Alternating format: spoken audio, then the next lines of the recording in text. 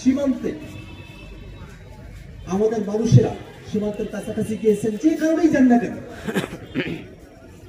BSF তাদেরকে বড়জোর গ্রেফতার করতে পারে, কোনোভাবে তাদেরকে বন্দুক তাক করে গুলি করতে পারে না।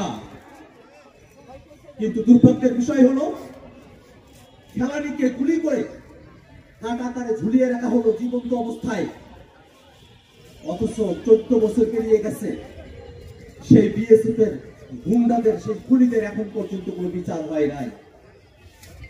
আমরা সরকারের কাছে আহ্বান জানাবো, আন্তর্জাতিক পরিমণ্ডলে খেলানি সহ বাংলাদেশের সীমান্তে যারা নিহত হয়েছেন, শহীদ হয়েছেন, প্রত্যেকটা ঘটনার জন্য বিচার দাবি করে এবং সেই বিচার যেন বাস্তবায়ন করে নিয়ে আসা হয়।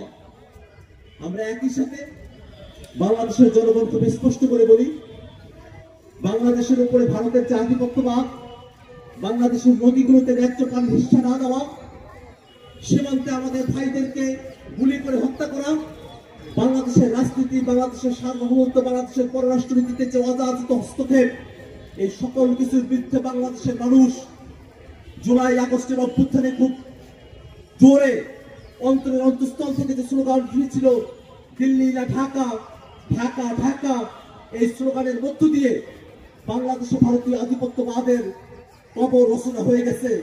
অতএব বাংলাদেশের মানুষের সাথে একটি ভারসাম্যপূর্ণ মানবিক মর্যাদার সম্পর্ক যদি ভারত করতে না পারে, তাহলে রাষ্ট্র হিসেবে এটা ভারতের ব্যর্থতা। এবং আমরা আশা করব ভারত রাষ্ট্রযন্ত্র ওই আওয়ামী দোসরদের সাথে তাদের যে সম্পর্ক, খুনি হাসিনাকে আশ্রয় দেবার যে সম্পর্ক, সেই সম্পর্ক তাদেরকে তারা বেরিয়ে আসবে এবং বাংলাদেশের মানুষের পক্ষে তারা তাদের অবস্থান ব্যক্ত করবে। আমরা আমাদের সীমান্তে ন্যায্যতার ভিত্তিতে আমাদের প্রতিবেশীদের সাথে সম্পর্ক তৈরি করতে চাই। কোনোভাবেই কোন নতজানু নীতির ভিতর দিয়ে বাংলাদেশের পররাষ্ট্রনীতি পরিচালিত হবে।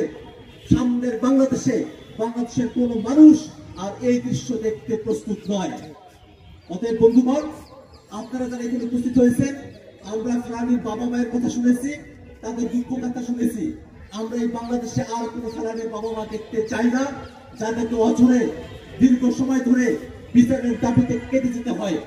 আমরা চাই এক ন্যায্যতার বাংলাদেশ প্রতিষ্ঠিত হবে এবং সেই ন্যায্যতার বাংলাদেশ প্রতিষ্ঠায় বর্তমান সরকার দৃশ্যমান উদ্যোগ গ্রহণ করবে।